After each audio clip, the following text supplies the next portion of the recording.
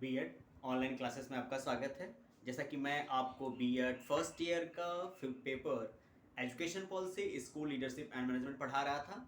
इस पेपर में पिछली कक्षा में हम लोगों ने थर्ड यूनिट के सेकंड पॉइंट को पढ़ा था। आज उसी में थोड़ी सी बातें मैं और बताऊंगा आपको। इसी थर्ड यूनिट में एक लास्ट पॉइंट हमारा जो छूट रहा था, जो अंतिम और लास्ट पॉइंट है, इसके बारे में कुछ जानकारियां मैं आपको दूंगा। थर्ड यूनिट हमारा जो लीडरशिप था, ध्यान दीजिएगा, थर्ड यूनिट जो हमारा था लीडरशिप, इस लीडरशिप का जो लास्ट पॉइंट है, तीसरा पॉइंट है, वो है type, style, problem of leadership, role of headmaster and principal in institutional planning. ध्यान दीजिएगा, नेतृत्व वाले विचारधारा को थोड़ा सा और आगे हम पढ़ते हैं। आज की कक्षा में हम जानेंगे कि कितने प्रकार हैं नेतृत्व के, कौन से तरीके हैं उसके, इन प्रकारों को कक्षा स्तर पे प्रायोजित करने पे क्या क्या समस्याएं आती हैं, चाहे वो प्रिंसिपल की बात किया जाए या स्कूल के हेडमास्टर की बात किया जाए। इन लोगों को इस प्रकार के नेतृत्व वाले कार्यक्रम करने में किस प्रकार की समस्याओं का सामना करना पड़ता है, इसकी चर्चा आज की कक्षा में हम करेंगे।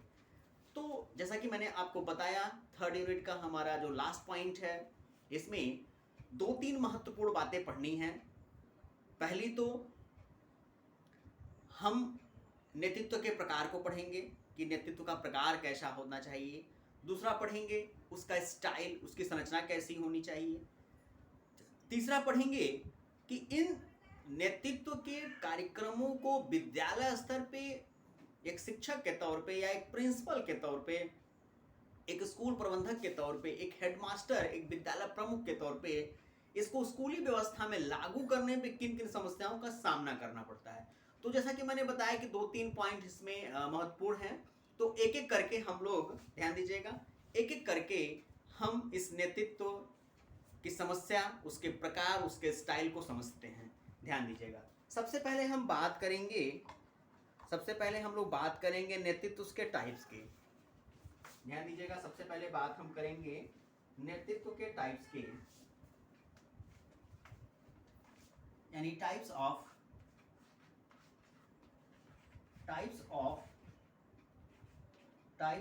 लीडरशिप।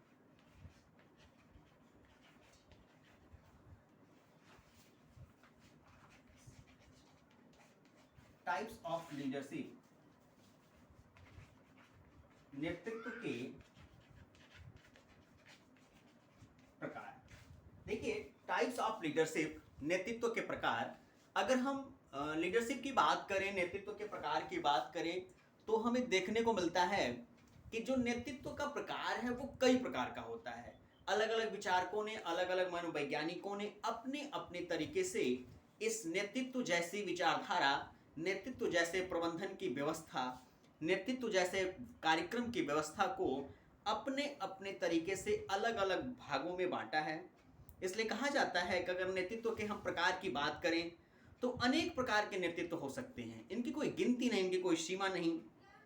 अगर कुछ खास सिद्धांतों, कुछ खास विचारकों की व्यवस्थाओं को ध्यान में रखते हुए, ध्यान दीजिएगा, कुछ खास विचारकों या कुछ खास व्यवस्थाओं को ध्यान में रखते हुए यदि हम नेतृत्व के गुणों की बात करें तो कुछ बातें मोटी मोटा तौर पे निकल के सामने आती हैं कि वास्तव में नेतृत्व जो है उसके इतने प्रकार होने चाहिए, या जो नेतृत्व है वो इस प्रकार का होना चाहिए। जैसे प्रसिद्ध विचारक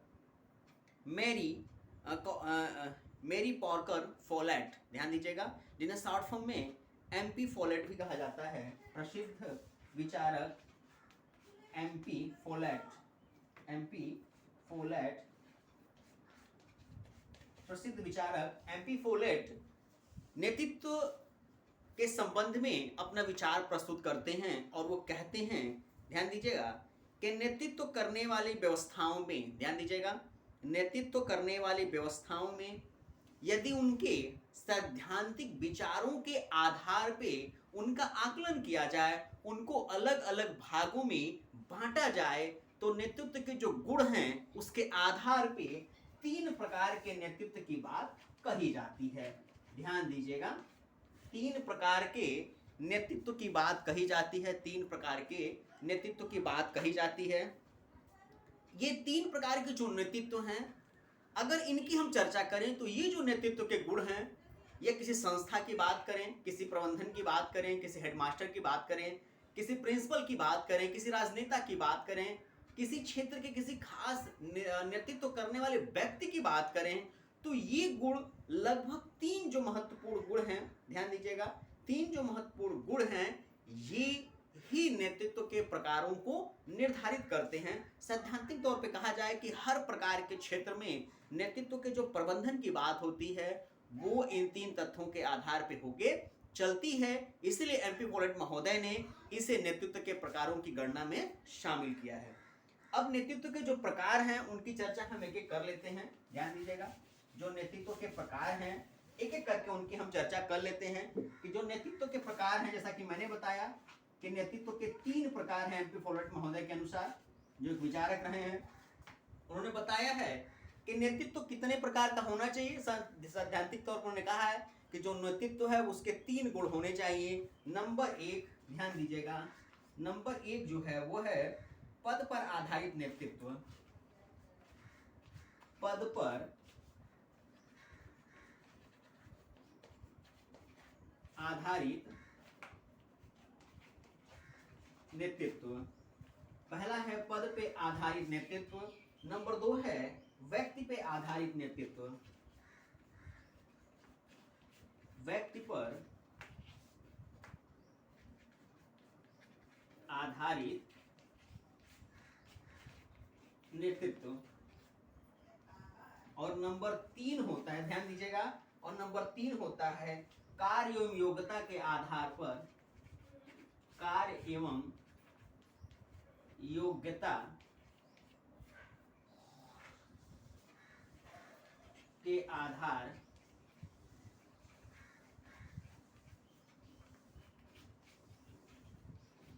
नेतृत्व। ध्यान दीजिएगा, एमपी बोर्ड महोदय ने नेतृत्व के गुणों की चर्चा पर चर्चा सैद्धांतिक आधारों के अध्ययन के बाद जो नेतृत्व के हैं उसके सैद्धांतिक तौर पे 3 प्रकार बताए हैं। ध्यान दीजिएगा, इस 3 प्रकारों में सबसे पहला जो प्रकार है वह है पद पे आधारित नेतृत्व। नेतृत्व के प्रकारों की चर्चा हम यहाँ पे कर रहे हैं। एमपी फोर्ड का सैद्धांतिक महत्व पे ध्यान देते हुए जो उन्होंने महत्व या नेतृत्व के 3 प्रकार बताए हैं उनकी बातों की चर्चा हम लोग कर रहे हैं। 3 प्रकार के जो नेतृत्व हैं उसमें नंबर 1 आता है, पहला आता है पद पर आधारित नेतृत्व। कहने का तात्पर्य है कि नेतृत्व किसी व्यक्ति के द्वारा किया जाता है और वह नेतृत्व किसी खास एक व्यक्ति द्वारा किया जाता है। जैसे कोई व्यक्ति किसी पद पे आसीन है, जैसे विद्यालय व्यवस्था की हम बात करें तो प्रिंसिपल, ध्यान दीजिएगा, प्रिंसिपल एक पदासीन अधिकारी होता है, या किसी विद्यालय की व्यवस्था की बात करें वहां हेडमास्टर एक पीठासीन या पदासीन अधिकारी होता है। यदि उसके द्वारा किसी कार्य की नियोजितता को पूरा करने के लिए नेतृत्व किया जाता है तो वो होता है पद पे आधारित नेतृत्व।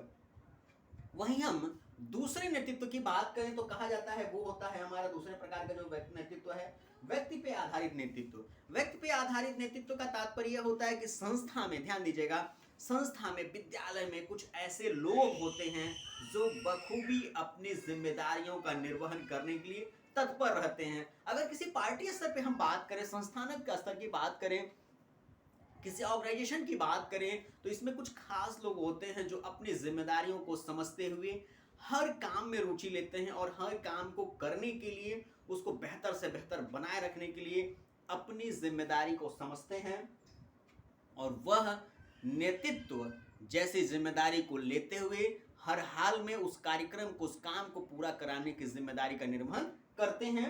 इस प्रकार के नेतृत्व को कहा जाता है व्यक्ति आधारित नेतृत्व। अब तीसरा जो है और अंतिम जो है वो होता है कार्य एवं योग्यता के आधार पर नेतृत्व। जैसे मान लीजिए सामान्य तौर पे कहा जाता है किसी भी पार्टी में एक अध्यक्ष का चुनाव किया जाता है। अध्यक्ष का जो चुनाव होता है सैद्धांतिक तौर पे अगर वास्तविक दृष्टि से देखा जाए तो कार्य एवं पद की योग्यता जो है वह नेतृत्व जैसे गुणों को विकसित करने का काम करती है। जैसे किसी खास दल या पार्टी को किसी नेता की आवश्यकता होती है तो उसमें देखा जाता है कि कौन सा व्यक्ति ऐसा है जो इस दल को, इस विचारधारा को आगे ले जा सकता है। तो उस व्यक्ति को उसके काम, उसकी जिम्मेदारी की वजह से, ध्यान दीजिएगा, उस दल का नेतृत्व सौंप दिया जाता है। या फॉर एग्जाम्पल अगर हम संस्थानक स्तर की बात करें तो तमाम संस्थाओं में ये देखा गया कि अगर यदि कोई प्रिंसिपल या कोई हेडमास्टर अपने समय अनुसार रिटायर हो जाता है और उसके स्थान पे कोई अन्य प्रिंसिपल या हेडमास्टर जब तक नियुक्त नहीं होता है तब तक संस्था में कार्यरत किसी भी योग्य व्यक्ति को उस संस्था की जिम्मेदारी दे दी जाती है। ये होता है कार्य योग्यता के आधार पर नेतृत्व। ऐसी एक मनसा लगाई जाती है, कयास लगाई जाती है कि शायद यह व्यक्ति जो है अपनी जिम्मेदारियों का निर्वहन बखूबी करेगा और सैद्धांतिक दृष्टि, ध्यान दीजिएगा, अगर सैद्धांतिक दृष्टि से बात करें और वास्तविकता से अगर आकलन करें तो पता भी चलता है कि तमाम विद्यालयों में, तमाम स्कूलों में हेडमास्टर के बिना भी, स्कूल में प्रिंसिपल के बिना भी संस्थाएं चल रही हैं और कहीं ना कहीं वो उसमें एक खास व्यक्ति के नेतृत्व की बात होती है। उसकी योग्यता, उसके कार्य ही उसकी योग्यता को सुनिश्चित करती है।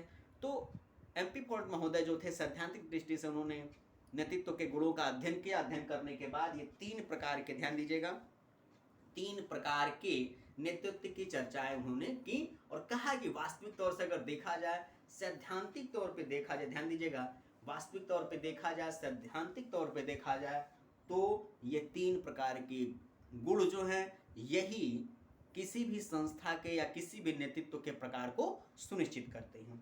वहीं थोड़ा इस कक्षा को और आगे हम बढ़ाते हैं।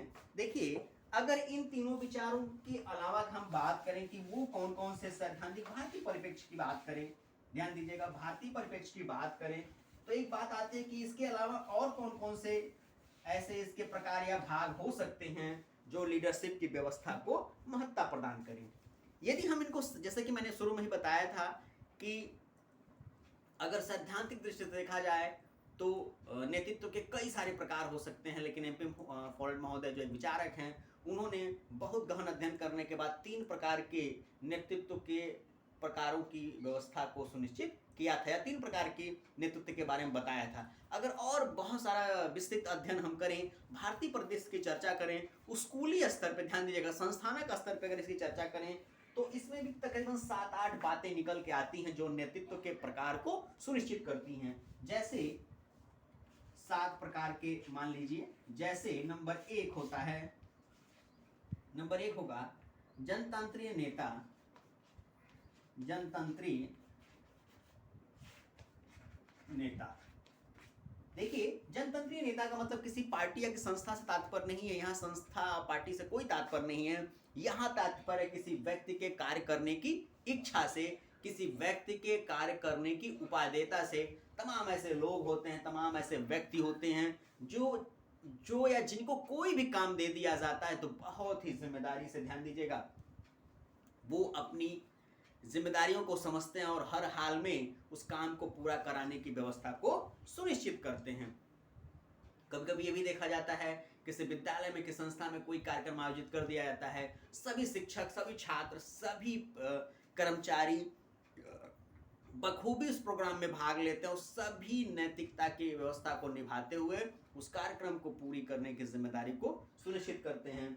तो इस प्रकार उस व्यवस्था को भी हम नेतृत्व के प्रकारों में गिनते हैं और कहते हैं ये जो पहली व्यवस्था होती है वो हमारी होती है जनतांत्रिक नेता के तौर पे। दूसरी व्यवस्था जो है, दूसरा प्रकार जो है वह निरंकुश नेता के तौर पे है। निरंकुश नेता के तौर पे कभी कभी ये भी होता है कि संस्था में, किसी स्कूल में हेडमास्टर या प्रिंसिपल वो निरंकुश होता है, नेतृत्व तो करता है, नेतृत्व की व्यवस्था, उसकी जिम्मेदारी दे दी गई है, लेकिन वो बखूबी अपने कार्यों का निर्वहन नहीं कर पाता है, निरंकुश रहता है, कार्य की इच्छा होते हुए वो काम नहीं कर पाता है।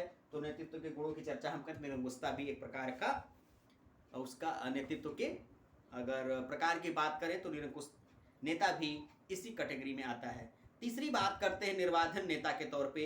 कुछ ऐसे भी लोग होते हैं जो बिना कहे, बिना झिझक, बिना किसी के फोर्स या दबाव में नैतिकता बस अपनी जिम्मेदारियों का निर्वहन करते हैं, वे भी नेतृत्व के प्रकारों की व्यवस्था में शामिल होते हैं। चौथा इसमें होता है संस्थात्मक नेता। स्कूल का हेडमास्टर, प्रिंसिपल, वो अपने विद्यालय के विकास हेतु नए नए कार्यक्रम, नए नए व्यवस्थाओं को आयोजित करता है इसीलिए उसे संस्थात्मक नेता के तौर पे एक नेतृत्व के प्रकारों में गिना जाता है। वहीं पांचवा होता है व्यक्तिगत नेता। किसी व्यक्ति के अंदर की संस्था में कोई कार्यरत बालक हो, कोई व्यक्ति हो, उसके अंदर कुछ नवाचार की व्यवस्था आंतरिक मन में जागृत होती रहती है। वो हमेशा कोशिश करता है कि उसके बच्चे, उसके विद्यालय की व्यवस्था हर हाल में बेहतर से बेहतर हो। ऐसी व्यवस्था को उजागर करने वाले व्यक्ति को व्यक्तिगत नेता के तौर पे आंका जाता है और ये भी एक नेतृत्व के प्रकारों में गिना जाता है।